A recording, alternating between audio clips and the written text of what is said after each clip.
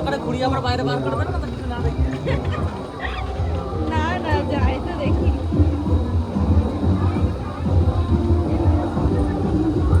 এই, এই, আমাদের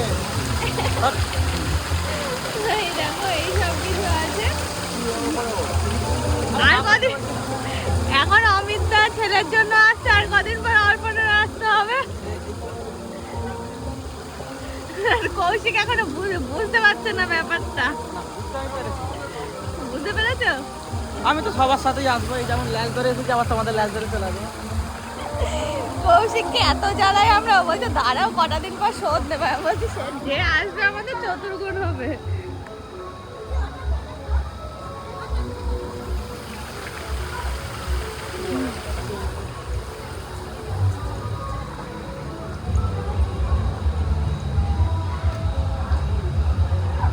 আর না, বাচ্চাদের খেলার জায়গা, বাচ্চারা মজা পাবে এইসবে।